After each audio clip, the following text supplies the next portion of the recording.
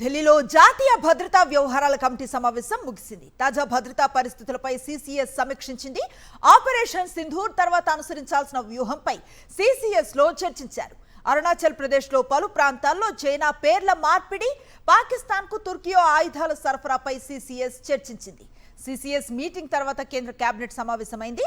రాష్ట్రపతి ముర్ముతో త్రివిధ దళాధిపతులు భేటీ అయ్యారు. సరిహద్దుల్లో తాజా పరిణామాలను త్రివిధ దళాధిపతులు రాష్ట్రపతికి వివరిస్తున్నారు.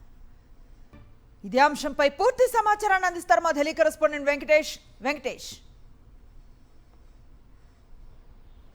కేంద్ర భద్రతా వ్యవహారాల కేబినెట్ కమిటీ దేశంలో తాజా పరిస్థితులను సమీక్షించింది. ఒకవైపు పాకిస్తాన్ సరిహద్దులో భారీ ఎత్తున ఆపరేషన్ సింధూర్ చేపట్టి ఇప్పటికే పాకిస్తాన్ కు భారత్ బుద్ధి చెప్పింది. 9 ఉగ్రవాద శిబిరాలను ధ్వంసం చేసింది. 11 ఎయిర్ బేస్లను కూడా ధ్వంసం చేసినటువంటి పరిస్థితి. సో పాకిస్తాన్ చేసేటువంటి బ్లాక్ మెయిల్ కు మాత్రం కూడా బెదరమని ఇప్పటికే ప్రధానమంత్రి స్పష్టం చేశారు. సో తదుపరి పరిణామాలపైన ఇప్పుడు చర్చిస్తున్నారు. నిజానికి ఇప్పటికే పాకిస్తాన్ కు సంబంధించినటువంటి ఇండస్ వాటర్ ట్రీటీని సస్పెండ్ చేయడం ద్వారా పాకిస్తాన్ ఒక రకంగా వెన్ను విరిచినట్టయింది. అక్కడ ఉన్నటువంటి దాదాపు 90% అగ్రికల్చర్ అంతా కూడా సింధు నదీ జలాల మీద ఆధారపడి ఉన్నటువంటి నేపథ్యంలో పాకిస్తాన్ ఈ అంశాన్ని పదే పట్టుబడుతుంది. సో ఈ నేపథ్యంలో తాజా పరిస్థితులన్నింటినీ కూడా ఈరోజు కేంద్ర భద్రతా వ్యవహారాల కేబినెట్ కమిటీ సమీక్ష చేసింది.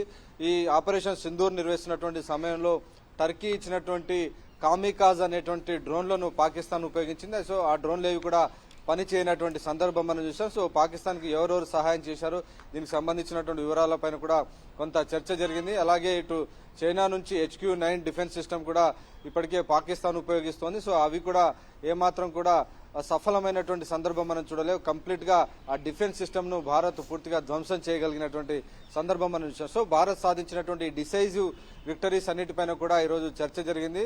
ఎలాంటి పాకిస్తాన్ నుంచి ఎలాంటి బెదిరింపులు వచ్చినా గానీ ఇక నుంచి ఏమాత్రం కూడా ఖచ్చితంగా సరైనటువంటి ధీటైనటువంటి జవాబు ఇవ్వాలని ఇప్పటికే ప్రధానమంత్రి నరేంద్ర మోడీ త్రివిధ దళాలకు ఆదేశించినటువంటి పరిస్థితి మనం చూసాం. ఇంకోవైపు చాలా 20 రోజుల కిందట పట్టుకున్నటువంటి భారత జవాన్ PK షాను కొద్దిసేపటి కిందట పాకిస్తాన్ వాఘా సరిహద్దు వద్ద మనకు అప్పగించింది. గతంలో ఆపరేషన్ సింధూర్ ప్రారంభం కాకుండా ముందు ఆయన పొరపాటున పాక్ భూభాగంలోకి వెళ్లారు. సో అప్పుడు బంధించినటువంటి పాకిస్తాన్ తిరిగి జవాన్ ఇవ్వలేదు. ఆపరేషన్ సింధూర్ తర్వాత పాకిస్తాన్ ఒక్కసారిగా బెదిరిపోయింది.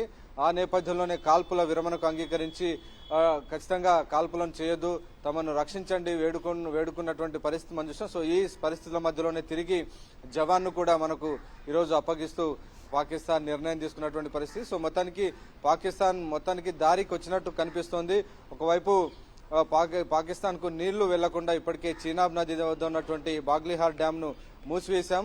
సో ఆ మూసివేయడంతో కంప్లీట్ గా ఆ ఏరియా అంతా కూడా ఎడారిని తలపిస్తున్నటువంటి సందర్భం మనం చూస్తున్నాం. మొత్తానికి అనేక రకాలుగా పాకిస్తాన్ పైన తీవ్రమైనటువంటి దాడి చేయడం ద్వారా పాకిస్తాన్ భవిష్యత్తులో మరోసారి భారత్ వైపు కన్నెత్తి చూడకుండా, ఉగ్రవాదులను పంపకుండా, ఉగ్రవాదాన్ని ప్రోత్సహించకుండా చర్యలు తీసుకోవాలని భారత్ పదే కోరుతుంది. పాకిస్తాన్ నుంచి అనేక విజ్ఞప్తులు వస్తున్నాయి సింధు నదీ జలాలను వదిలిపెట్టాలని. కానీ ఖచ్చితంగా భారత్ ఒక విధానపరమైనటువంటి నిర్ణయం తీసుకుంది.